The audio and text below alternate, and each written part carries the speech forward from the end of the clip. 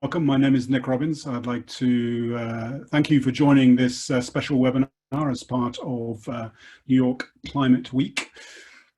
Today we'll be looking at the critical issue of healthy food systems, deforestation and sustainability, looking through the lens of one of the world's most important asset classes, sovereign bonds, and focusing on the case of Brazil.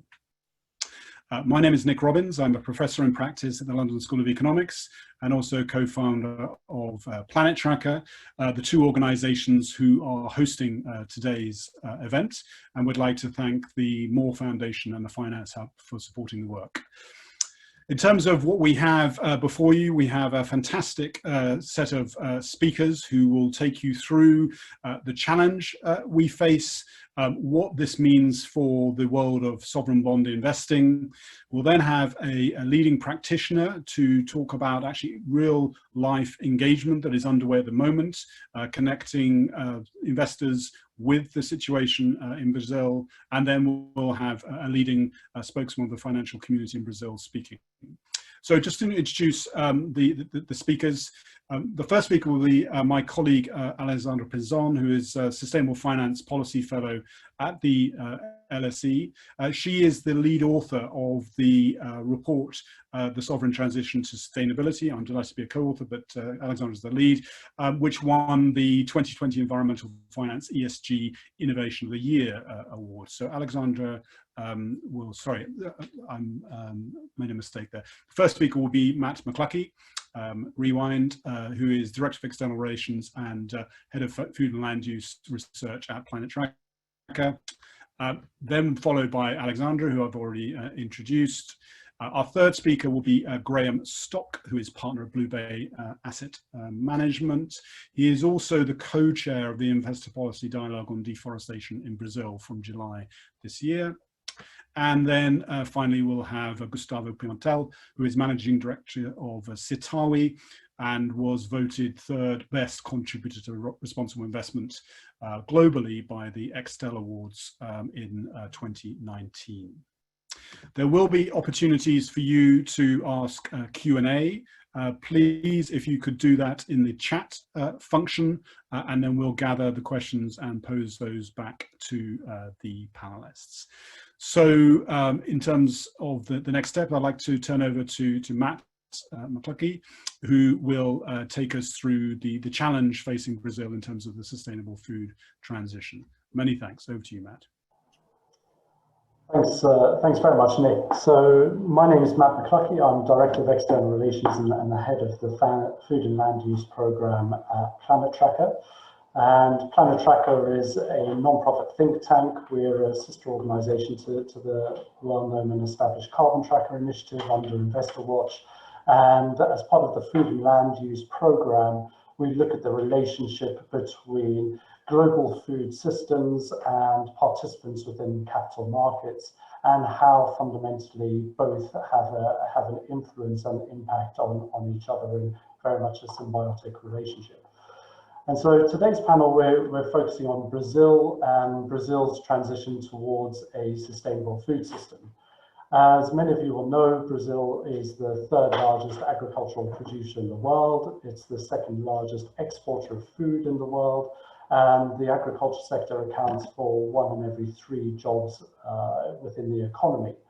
As highlighted in our February report, together with the London School of Economics, the Sovereign Transition to Sustainability, we found that over 40% of Brazil's exports directly rely on natural capital in their production.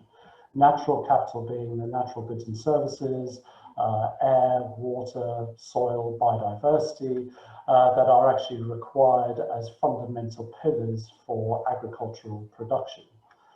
And within this context, we really need to focus on the role of Brazil within an international food production system, and specifically looking at this international need of how we increasingly feed the planet with a nutritious, sustainable diet, particularly as we head towards 2050, where global populations will be stressing the 10 billion people sort of boundary, or 10 billion person boundary. So within that sort of context, we need to be focusing on some of the challenges facing food production around the world as we speak. So as we've seen from very poignant research that's coming out in the past month, we've seen that we have a biodiversity crisis. So we have seen that based on over 4,000 different species assessments, that we've had a 78% decline in biodiversity over the past 30 years. We've seen records broken throughout this year, both in terms of wildfires, but also temperature records. We've seen excessive droughts in the US, where currently a third of the US is in a drought state. We've seen Asia, where China's having the worst drought that they've had in close to 400 years. And fundamentally, we're seeing a rise in the frequency and intensity of constraints that are impacting the production of food systems. Now, against this backdrop, we really need to sort of focus in on what is the role of capital markets in actually ensuring that a number of these constraints can be mitigated whilst continuing to grow economies, and in particular economies such as Brazil, where agricultural production and exports are a mainstay of the economy. So the first point that we're going to address in this presentation is, what do we actually mean by a sustainable food transition, and what do we mean by a sustainable diet? So last year there was research that came out from two specific groups, the first one being the Lancet Commission, the second one being the Fable Consortium, which really created a science-based picture of what a global sustainable diet is, that's capable of providing a nutritious, balanced diet to 10 billion people by 2050. And what we're seeing is that if we look at business as usual production and dietary consumption today, when we start looking at different food groups, we're seeing a significant overconsumption of certain food groups, and we're seeing an underconsumption of others. And so when we look at this tolerance represented by the 100% ring on the diagram on the left, we're seeing, for example, that red meat consumption currently is at around 288% above what the recommended boundary is to create this global sustainable diet. If we then incorporate or layer into that some of the ecological limits or natural capital limits within food systems, apologies, we are jumping ahead. We can see that based on a number of indicators related to food systems today. Indicators such as biodiversity loss show that we're in breach of the boundaries, as well as some of the other metrics that are very familiar with food systems. So looking at geobiophysical chemical flows, such as phosphorus, such as nitrogen, such as water use. So in essence, what this points towards is a systemic change in the way we produce food, but also consume food if we want to feed this population of 10 billion people. So what does this mean for Brazil? So within the global context, we've said that we need to reduce consumption of certain items and increase consumption of others. By Brazil, it's pretty straightforward. We have to have an increased consumption of vegetables by 11-fold, of fruits by 5-fold, and if we're looking at beef, we need a 3-fold reduction in beef consumption to align Brazil with this global diet. Now, if that's going to happen, there has to be a compromise, and that compromise needs to come both in terms of production, but also looking at the economic compromises that need to be made in order to reduce the production of certain mainstays of the Brazilian economy. And so when we start looking at the Fable scenarios, and Fable is one of the groups that have put together the scenarios looking through to 2050 and how we can actually achieve the sustainable transition, they've created an adjustment model for different food groups. And when we start looking at the adjustments for soy in this specific case study of Brazil, We can see by the lighter turquoise line, that is the business as usual soy export forecast based on the Fable Scenarios, but also OECD forecasts through to 2030, where we can see continued business as usual growth. However, if we take the adjustments to align with this transition, it is actually going to reduce the export forecast. And as you can see by the dark turquoise line, that's going to come at a considerable cost to exports, both in terms of volume, but also having a financial implication on the Brazilian economy. And this implication and quantum will actually be explored in more detail in a research report that we've got coming out with LSE later in the year. So please look out for that. And so the key point here is to really try and emphasize to investors, policymakers, and other relevant stakeholders that this compromise doesn't necessarily need to nullify the economic contributions of the agricultural sector to Brazil. And there's a very logical science-based evidence case to show that. And that case is based on the fact that actually we're going to see a similar adjustment happening through other countries around the world. And so therefore, under a conventional pricing model, actually markets should be pricing commodities accordingly to ensure that actually for the macroeconomic impact of this is mitigated or nullified, so the losses to Brazil actually aren't as material to investors as one might first think.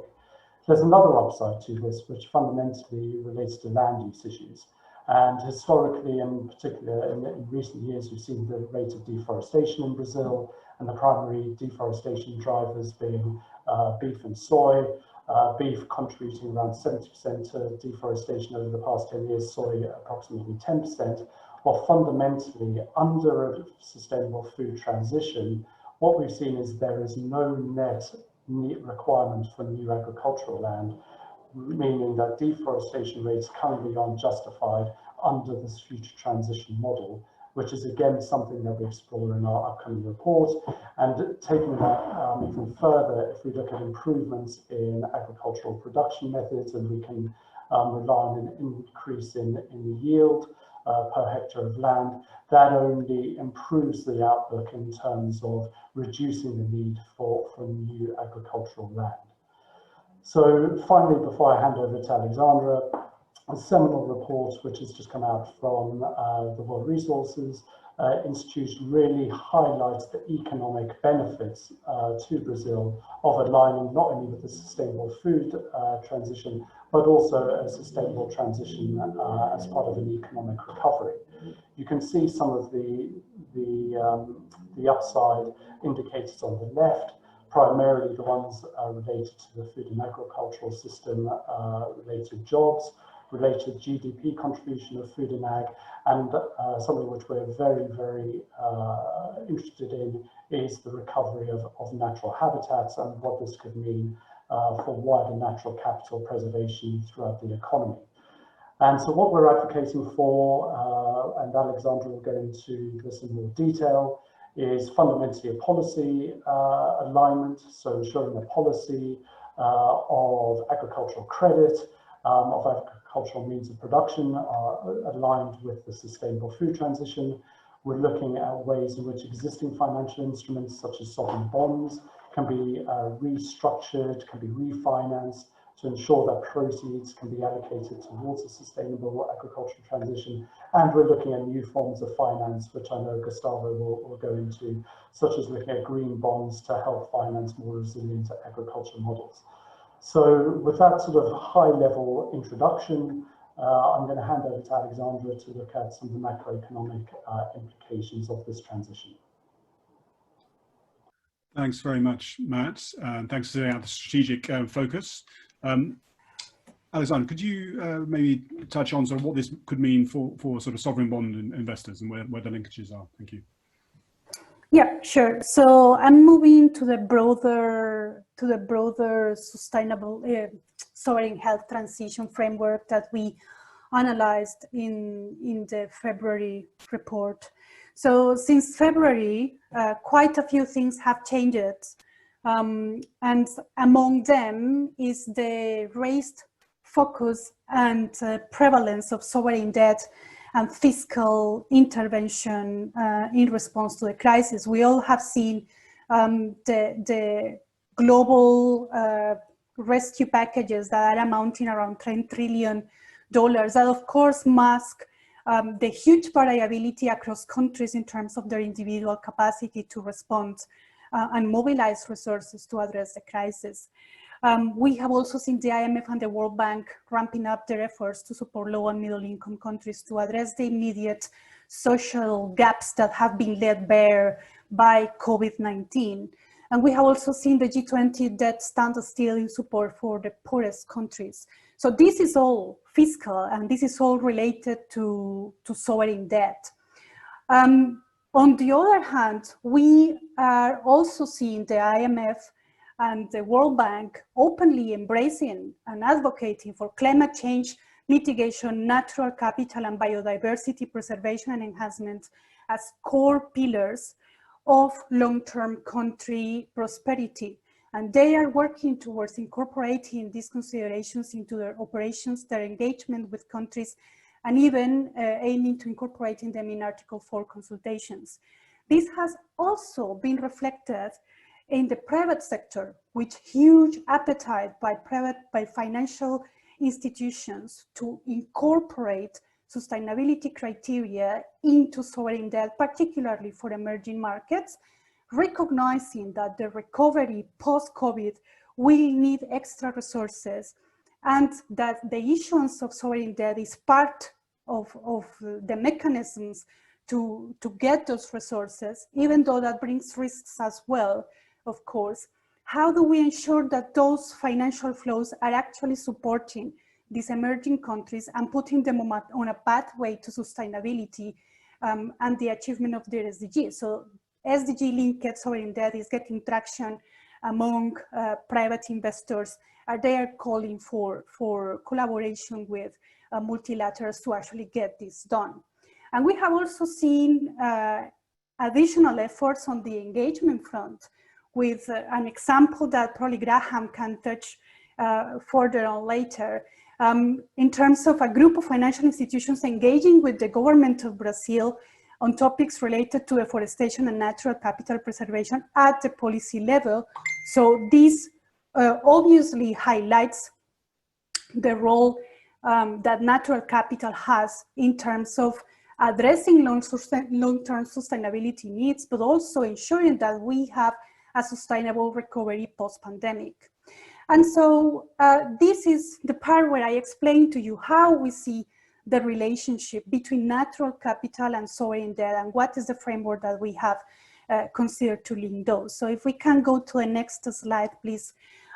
Basically, what we have done for the case of Brazil is mapping emerging natural capital risks and connected them with the five-factor framework that the credit rating agencies use to assess sovereign credit risk. So quick examples here, I'm going to just give two. For the institutional assessment, we use the Forest Code as an example. Everyone recognizes that this is a very advanced piece of regulation at the environmental level and has critical implementation mechanisms to support it, but is lacking in enforcement. And COVID-19 has not been necessarily good news to address these concerns. That also links to the second example that I'm going to mention that is related to the economic assessment, where we relied on existing modeling that is basically connecting deforestation scenarios in the Amazon with future productive capacity in the agricultural sector in Brazil.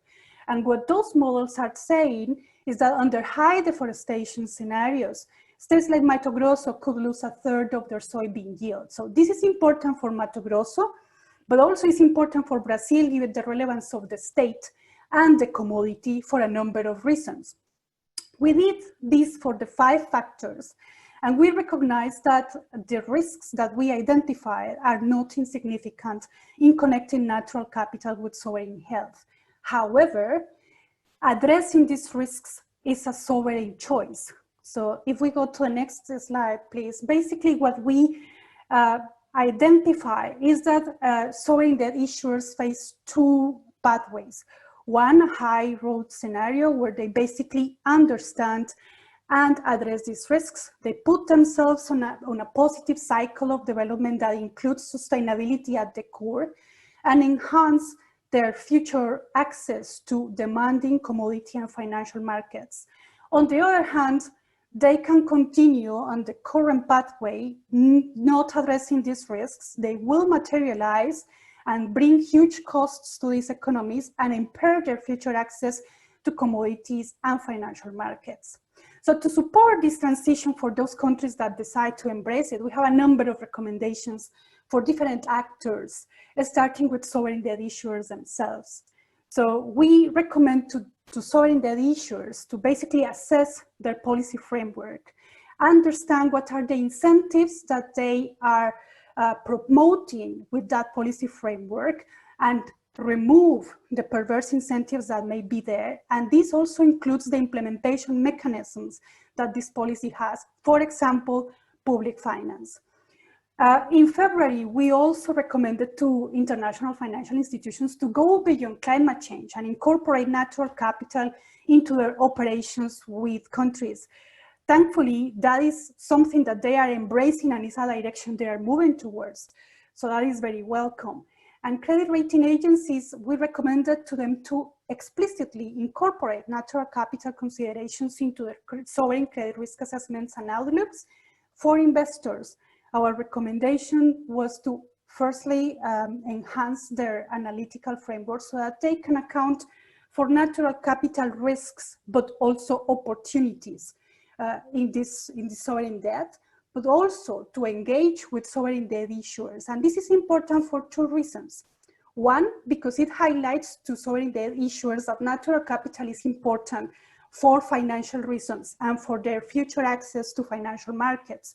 Second, because it allows investors to ask for the information that they need to be able to assess and mitigate those risks. So I will stop right there. And I will hand over to Graham so that he can explain the amazing work they have been doing with the Brazilian government. Thank you. Alexandra, many, many thanks. And that's nicely set up. The handover to you, Graham, from Blue Bay. I'm really looking forward to see how you have been working with other investors and in dialogue with the Brazilian authorities to grapple with some of these very, very complex issues. Graham, over to you, please. Thank you very much. Thank you, Nick, and thank you, Alexandra. It's a pleasure to be here today. I'm speaking really on behalf today of the Investor Policy Dialogue on Deforestation. I work at Blue Bay, and we partnered with a number of other institutions back in June to write to Brazilian embassies around the world to draw their attention to these issues, very much in line with what Alexandra was just explaining, trying to nudge them onto the high road rather than the low road, and make the point that these are issues that aren't just of interest to NGOs and maybe other governments, but also to the investment community. And therefore, we were looking for action on the part of the government to take firmer steps to combat, in this particular issue, deforestation. And I've set out on the following slide here the timeline that we followed, and then in a moment I'll explain what exactly it was that we were asking for from the government. As I say, we first put this letter together in June. It was an initiative that was led by Storebrand, a Norwegian asset management company. They reached out to a number of other investors, including Blue Bay, to see if they were interested in adding their signatures to the letter. And as I say, it went to the embassies around Europe, the US, Japan, and a couple of other places. And at that stage, we didn't really know what the take-up would be. We set out some demands or some requests, emphasized that we weren't trying to impinge on national sovereignty, but rather it was an expression of our concern as investors around the risks to our investments and therefore to Brazil's future financing costs of deforestation, loss of biodiversity, and so on. To be honest, we were surprised at the reaction on the part of the authorities. Very quickly, they responded, not just by acknowledging receipt of the letter, but by passing it on to the economic authorities in Brazil. And within a few days, the Central Bank of Brazil reached out to Blue Bay, where I work, to ask what the motivation was behind the letter, to understand why we were signing it, and what we would like the next steps to be. They reached out to us specifically because we're active investors in the fixed income market, not just in the hard currency space, but also in the local currency space within Brazil. They offered, the governor of the central bank spoke directly with us, offered to set up a meeting with the Amazon Council, which is a grouping led by Vice President Hamilton Mourão, but also includes the Ministers of Agriculture and Environment, as well as the governor of the central bank himself. And so in early July, we had that meeting, obviously a virtual meeting given the current circumstances. And again, we got a chance to express our concerns and to draw attention to the fact that the investor community, including in the fixed income space, not just equity investors, but fixed income investors as well, are watching these issues closely and again, see this as a systemic risk. One of the elements that we were concerned about was new legislation going through Congress in Brazil that might sort of sanitize previous examples of land invasion by changing land tenure rules in Brazil. And clearly that's an issue for the legislature. And so following the meeting with the Amazon Council, where they very respectfully listened to our demands and promised to pay close attention, we also spoke to the Speaker of the lower house in Brazil, Rodrigo Maia, and some other members of Congress from different caucuses within the lower house to again explain why we thought these were important issues, why it was an important issue for the investor community, and how we expected to see progress in combating deforestation and some of the other issues that we were raising. With that, our engagement with the Brazilian authorities is on hold now. We're waiting for a response on their side. But we've also followed up with some other initiatives. We talked to the EU ambassador in Brazil to hear their views on this, particularly in the context of the pending EU-Mercosur trade agreement. He was very encouraging, said that he thought that the expression of concern on the part of the investor community was resonating locally and had moved the discussion on. And I think this is true. A year ago, when the fires were also raging, the government took quite a harsh line. They responded saying, oh, this is just NGOs causing noise. It's their international allies trying to do down Brazil. This time around, the response, I think, has been much more conciliatory. And again, our engagement with the Amazon Council is a symbol of that. I wouldn't say that we've yet seen dramatic progress in terms of improvements on the ground, but certainly the tone has been more conciliatory. And also, I think it's created a space for Brazilian institutions to be more vocal on this front as well. Asset management companies, banks, and of course, some of the corporates involved in soy and beef supply chains as well. Internally, we've also decided to formalize our work plan. So we have formalized the investor policy dialogue on deforestation with a working group that intends to plot out a course of action over the next couple of years to continue to engage with Brazil and potentially also extend that to other countries as well. We certainly didn't want Brazil to feel that they were being singled out on this issue. This is an issue that has applications globally in developed markets as well as in emerging markets, and one that we intend to continue to lobby for. In terms of our specific requests, on the next slide, please, Matt. We wanted to make the point that we want to continue to invest in Brazil, and we want to make the point that protecting the Amazon and other key biomes, the Pantanal, the Cerrado, and so on, can be economically productive for all. We credited Brazil with having a good record on combating deforestation in the past and providing favorable conditions for business investments, but wanted to draw attention to the fact that we think that progress has slipped on this front.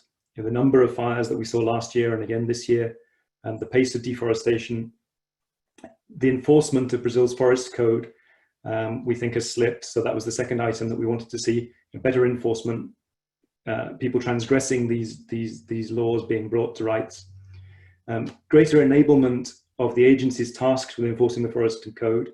So that's budgetary support, but also capacity in other senses. Not necessarily just transferring this responsibility to the military, which is one step that they're taking, but also building capacity in the existing agencies as well. And clearly bringing down the number of fires. I mean, that's the most sort of visible symbol of the deforestation efforts. It's one where there is reasonably good data. It's something that the international community can track. And we wanted to bring attention to the fact that investors are also tracking these numbers and want to see an improvement. And then finally, data generally. We think it's critical not just in this sphere, but for our investment process generally, to have access to numbers with which we can judge progress, not just around reduction of fires and deforestation, but all the way through the supply chains. So this ties into pressure that we and others are also bringing to bear on protein producers, farmers, importers in Europe and elsewhere, to be able to demonstrate that their supply chains are not contaminated with the use of product that's been produced in deforested areas or other transgressions of the forest code and other legislation in Brazil. So those were the 5 points that we were raising. As I say, we think the initial engagement on the part of the authorities was encouraging, but we wanted to make sure that they're very much on notice that we're looking to see concrete improvements. And again, tying it back into Alexandra's presentation, we want to see Brazil taking the high road in this regard, rather than the low road under pressure, not just from us, but from other investors and other members of civil society as well. Graham, thank you so much. That's really interesting, and I think both in terms of the sort of the speed of the engagement you've had this year, and I think also the tone in which you've presented that, in terms of actually, as you're saying here, making sure that the focus is on actually the success of Brazil, and you want to be long-term investors, and the emphasis of this as a systemic risk. We'll come back to delve a little bit more in the Q&A, if I may, but I'd like to move now down to Rio de Janeiro and bring in Gustavo Pimentel.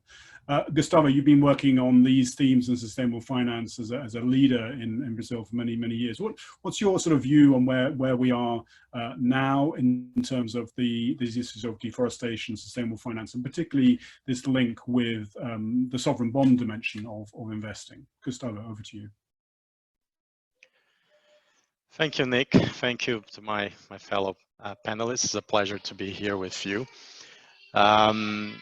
I think we are in a total different situation now in 2020, but still a quite challenging one, because if in one hand we have brought attention of most of the financial sector, capital markets, domestic and international, to such issues, we do have a less supportive federal administration. So it's like the feeling is like we have been building this fleet to sail our sustainable finance and zero deforestation, and our fleet got very strong, but now we have some headwinds as opposed to what we had in the past, but perhaps our fleet and our boat wasn't as strong, right? But having said that, perhaps I could bring a historical background on what Brazil's financial sector have been doing related to deforestation, and I think how it ends up leading us to the situation we are nowadays.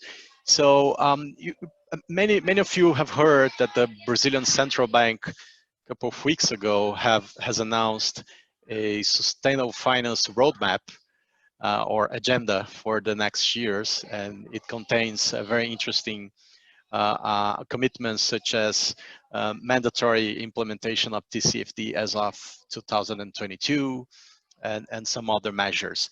It's important to say that the Brazil Central Bank regulation on environmental and social issues, and particularly deforestation, actually comes back to 2009 at least, a year where we lived a very similar situation. So deforestation rates in Brazil in 2007 and 8 were soaring, and then there was of course a similar public outcry, and then a response from the central bank was to issue a resolution prohibiting subsidized rural credit to be deployed to producers who have had any deforestation, illegal deforestation in their properties located in the Amazon biome. So this is from 2009. It's very important to highlight the pivotal role of subsidized rural credit in Brazil. This is a country with historic very high interest rates, and then the subsidized rural credit was actually a main source of capital for farmers, producers, and ranchers at the time. So that was a first attempt by the central bank. In 2014, there is a very innovative resolution on environmental and social responsibility and risk management, which applies to every financial institution supervised by the central bank. In 2018, the same topic enters what they call the integrated risk management. So environmental social issues recognized as part of integrated risk management, portfolio risk, and created like an environment where institutions were actually encouraged to do like stress test portfolios to against environmental social topics. And then in 2020, as I mentioned before, a couple of weeks ago, we have the roadmap, the sustainability agenda. There's one interesting feature of this agenda, which is the central bank is about to launch what they are calling the Green Rural Credit Bureau. So to explain that better, the central bank has a central database on rural credit where every financial institution can access information on the borrowers. And the idea here is that the central bank will integrate this with the other databases on land tenure, on deforestation, environmental liabilities related to the properties or these borrowers, and everything will be in a single platform for financial institutions. So this is very likely to reduce the transaction costs for banks to monitor and supervise their borrowers on deforestation and many other environmental issues related to agriculture credit. So that's a very important point. Having said that, Brazilian financial institutions have been dealing with deforestation issues for at least 20 years. And then discussing now perhaps more self-regulatory initiatives or practices of the sector in Brazil.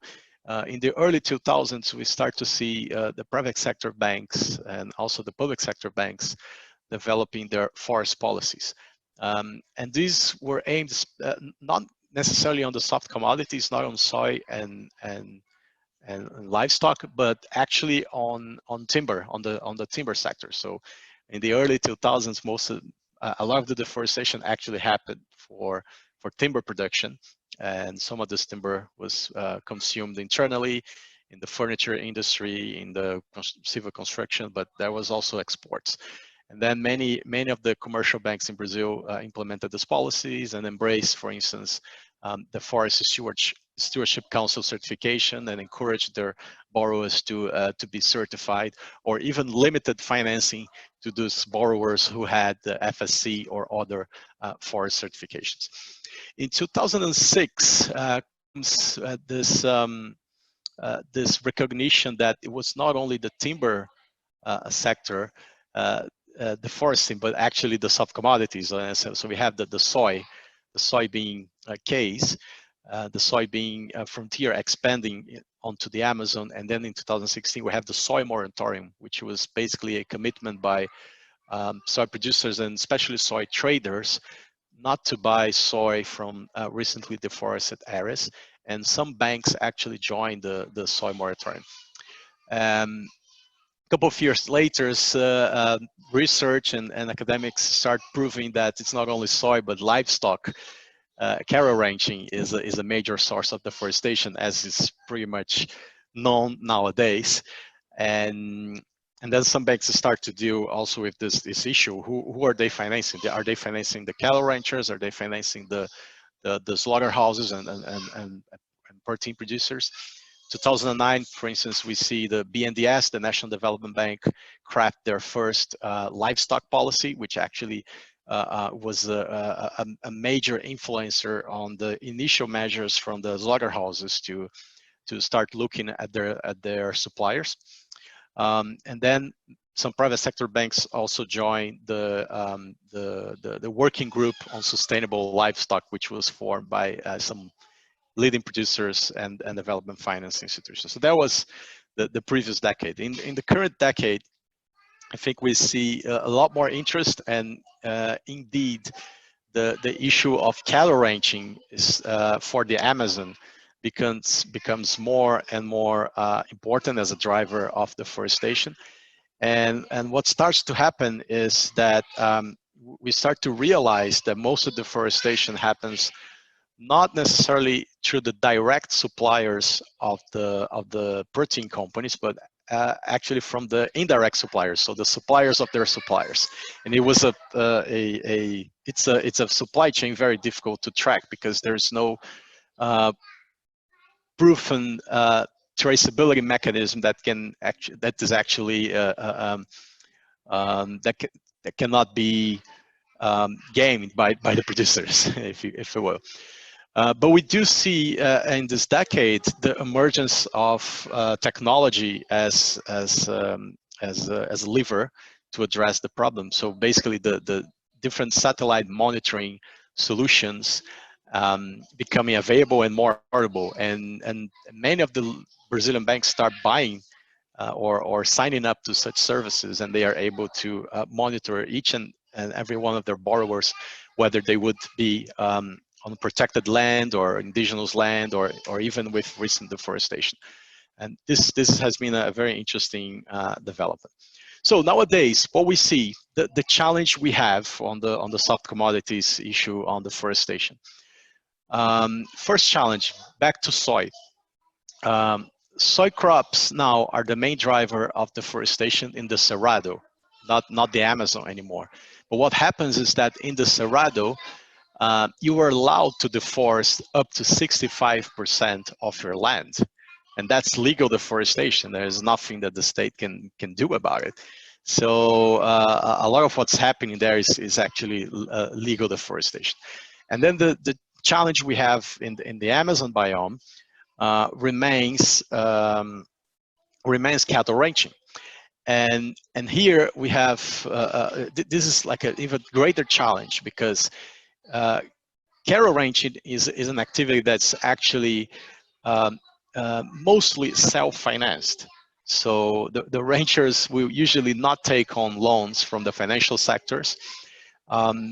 The slaughterhouses, as opposed to the soy traders, slaughterhouses do not finance the cattle ranchers. So it's pretty much a self-financed activity, and therefore it's very hard for providers of capital to hold the cattle ranchers accountable, and therefore it leads to a lot of illegal deforestation. So what are the solutions we're seeing? Key solutions are mostly centered in the private sector around blended finance. So blended finance structures are being created to direct soy expansion in the Cerrado to degraded pasture land instead of opening new areas. And the idea here is that why it has to be blended finance, because basically there would be no incentive for a soy producer to take on capital if it comes with a lot of strings attached at the same rates as the regular traditional capital that they can get from the financial system. So blended finance solutions are necessary in this space, or policies from capital providers actually enforcing zero deforestation, even if it's legal deforestation. And in the case of cattle raises, the blended finance solutions are being created to actually help intensify cattle raising and free up land for restoration. So cattle raising in Brazil is actually very inefficient in terms of land use. And certainly intensifying is a solution. But intensifying cattle raising, it requires capital, which is something that usually the self-finance cattle ranchers are not using. So you need to be creative about this mechanism. So what we've been seeing lately, and then connecting to perhaps the presentation from Graham now and Blue Bay. Of course, the disengagement from international investors has been very important to set the tone and reinforce what Brazil's private sector and civil society have been trying to do for 20 years. It has certainly influenced in July that the 3 largest Brazilian private sector banks have announced a coalition to engage government and the private sector in building solutions for the Amazon, and they have prioritized in their 10 list activities. They have prioritized the traceability of the cattle supply chain. Well, in August, we see Mafrig, one of the largest protein producers, announcing their sustainability plan with many new measures for traceability. And now, just this week, we had JBS, the world's second largest protein company, announcing both a plan to be able to monitor the impact suppliers and also a philanthropic fund to help steer new initiatives for Amazon sustainability. So that everything comes, is coming together. I think we have a lot of momentum and good traction, but we can actually, it's with the private sector or investors or lenders or won't be able to pull it off by themselves. Indeed, we need the federal government to actually play their role, and I believe the list of demands that Blue Bay and the investor coalition has shown is a list which is very similar to what Brazilian stakeholders are proposing, but I think we're in good shape now. We have good momentum when we need to keep pressuring on this, and I'll leave here, and I'll be very happy to discuss with you. Gustavo, thank you, and thanks for reminding us. In many ways, Brazilian institutions, the central bank, but also the stock exchange, has often been a global leader in terms of green and sustainable finance, often way ahead of European countries. So that's really good to mention. And thanks for all the on-the-ground examples you've given. We're starting to get a few questions in, and I'll send those across. But I just wanted to pick up with you, Graham. You sort of posed your intervention with the Brazilian authorities that you're making in the context that you are an investor looking for long-term returns for your clients, and in the context of systemic risk. How do you see these issues actually impinging on the way you look at the value of Brazil's sovereign bonds? And also, did you get a sense that your interlocutors understood that risk argument that you were making? Yeah, we see it in terms really of productivity in Brazil. The agricultural sector is going to remain an important part of the Brazilian economy, and the degradation of ecosystem services poses a threat to that. It's also potentially a social risk. So if we think of it in terms of E, S, and G, the environmental aspect is clear.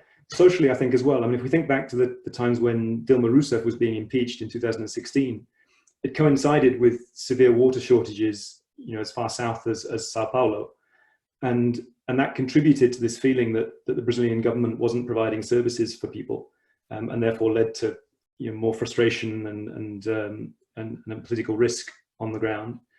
And in answer to your second question, do they understand? I think some do and some don't. So one of the things that was clear to us in the course of our engagement was that the Brazilian government doesn't speak with one voice on this issue.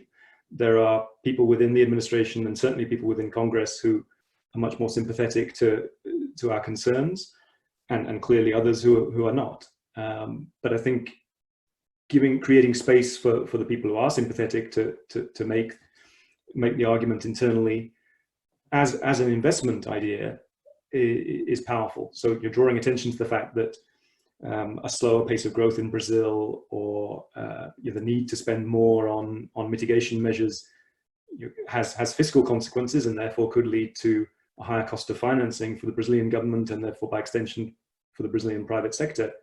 That resonates in a way that maybe the traditional complaints have not to quite the same extent. Thanks, Graham. And I think I was very struck, actually, as you were just going through the range of different organizations that you were engaging with as a sovereign investor, the breadth. So this was a broad range of organizations. And I think, as you say, there will be sort of different views amongst that. So it's not I think maybe in terms of the sort of lessons for investor engagement, is not just necessarily with the Ministry of Finance or the Debt Management Office, but that broad ecosystem of organizations. You gave us a sense at the end of your presentation, Graham, about the sort of the next steps, that you are formalizing the group and actually continuing to make your views known, maybe extending it to other countries. What's your sort of timeline for this? We have a question coming in from Raquel Carvalho. What's your sort of timeline? Do you have a sort of timeline in terms of when you would expect, when you would like to see your expectations met? And is there any sort of, have you considered at this stage any form of sort of escalation from the sort of dialogue you're having at the moment?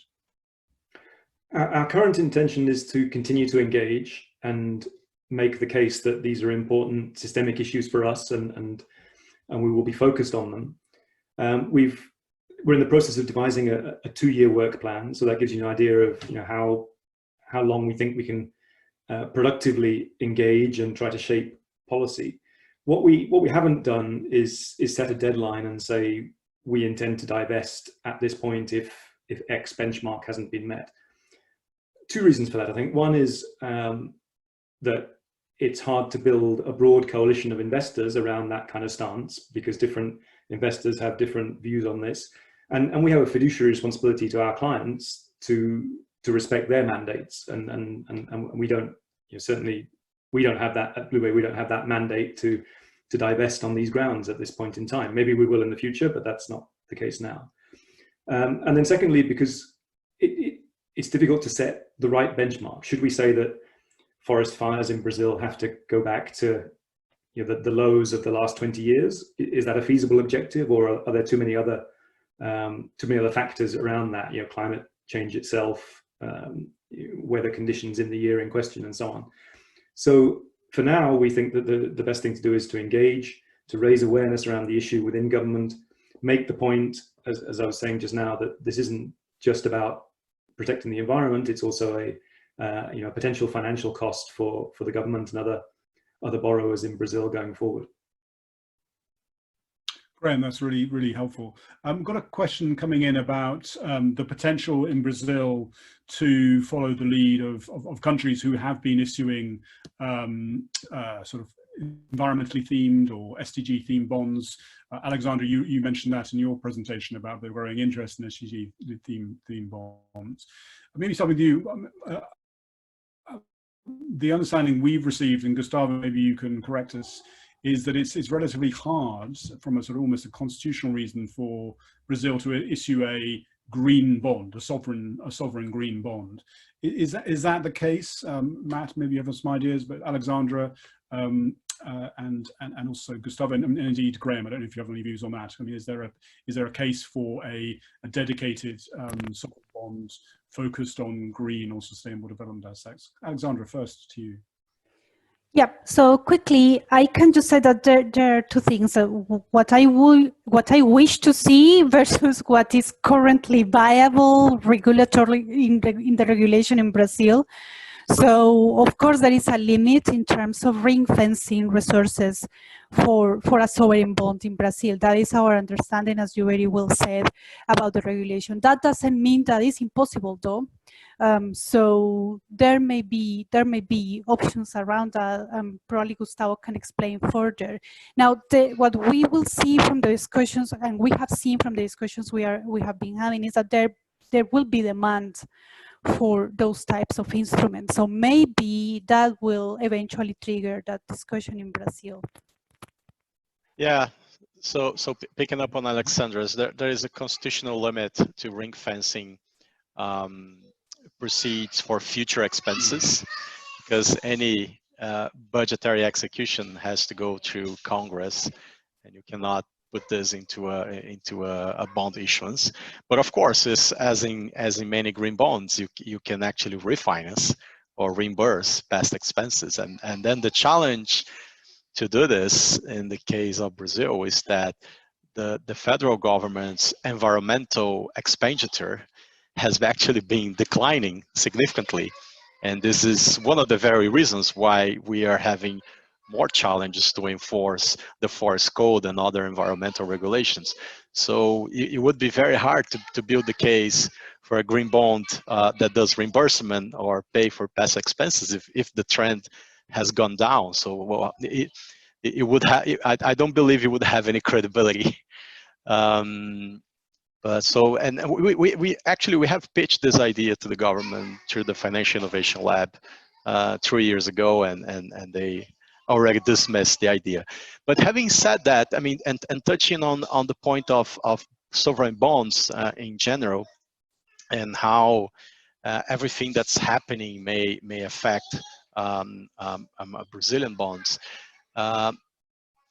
Kind of the view we have here after reading the excellent report from LSE Planet Tracker is that most of the impact would be through the exports, the pillar of exports through the agricultural sector. And at least what what we've been seeing here is that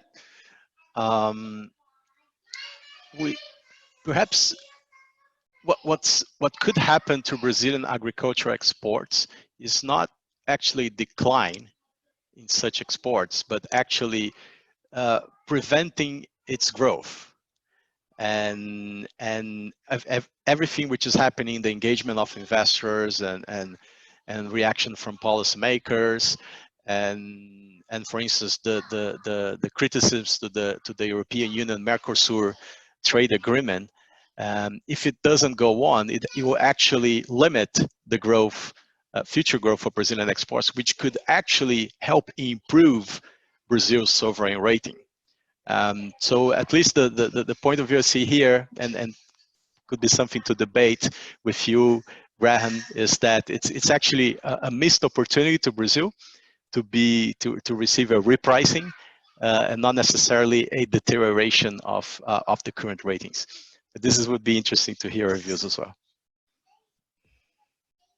Graham, what's your sense about the desirability or potential for a sort of specific sort of themed sovereign bonds out of Brazil, or indeed other key emerging countries, to sort of channel proceeds towards improving environmental productivity and so on? Yeah, in general, we're very supportive of that. I think Gustavo is right that in Brazil's case, a green bond would potentially be a public relations disaster, because all the focus would be on what's going wrong rather than where the money is actually going, and notwithstanding the constitutional challenges. But an SDG bond, I think, is very viable. I mean, Mexico's recent issue was partly green, but was more about spending on health and education and the other sustainable development goals. And that would be very viable in Brazil. You know, Brazil spends a large part of the budget on health and education. So if they can get around the ring fencing challenge, then I think there's certainly scope. And I would agree with Gustavo that you're stabilizing the level of exports in nominal terms and seeing the share go down because other exports rise would be a very positive outcome and be favorable for sovereign risk perceptions. Unfortunately, that's been the goal for commodity producers for decades now, to move away from primary materials where the returns are lower and the risk is higher, but it's a very difficult thing to do. Institutionally, you need to invest a lot in education, in R&D, in pods, or the economic theory behind that is straightforward. Doing it in practice is very, very difficult. Yeah, no, that's really interesting, Graham, particularly your thought about the SDG bonds. I think clearly also that's something obviously all countries have signed up to, and allows a sort of broader pool of spending to come in on that. Matt, any thoughts particularly on this sort of financial innovation around SDG type bonds, sovereign bonds, which countries could issue to tackle some of these challenges?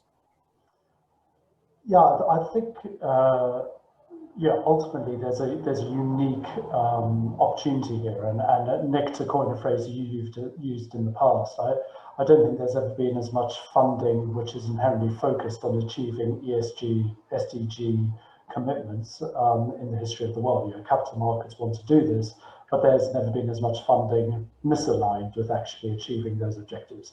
But one thing which COVID has really, I think, revealed, and this crisis is very different to the 2009 financial crisis in that we've got liquidity, and I think there's a very clear post-COVID recovery pathway.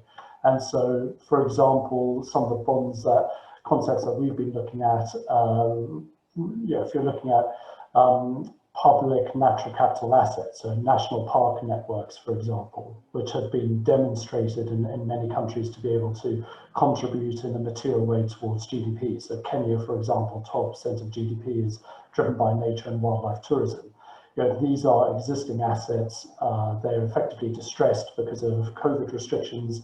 There's no reason why governments can't be leveraging these types of assets, the proven revenue flows that are coming off them, to actually service future bond issuances or restructure existing bonds. And I think the issue of pricing and repricing bonds is very key there. So I think ultimately, again, it comes down to let's use money which is in the system, put money which is in the system to work, and going back to a blog we published earlier in the week, let's put the trillions of dollars to work now to support a green agenda rather than trying to recreate the wheel through innovative structures. And that can happen both at the sovereign level and also at the corporate level. So, but fundamentally, countries with major natural capital assets stand, they have an advantageous position in the marketplace with regards to certainly issuing green bonds and blue bonds for marine-based countries. Sorry, Nick, you're on mute. We've gone slightly over. We started a little bit late. I'd really like to start to turn to panelists and sort of think through really sort of one priority for you to sort of to take this forward and to what you would see as a sign of success in the coming year. So maybe Graham's with you. In terms of the work you're seeing, what would be a priority for you and a real sort of signal of success in terms of the engagement you're doing with Brazil?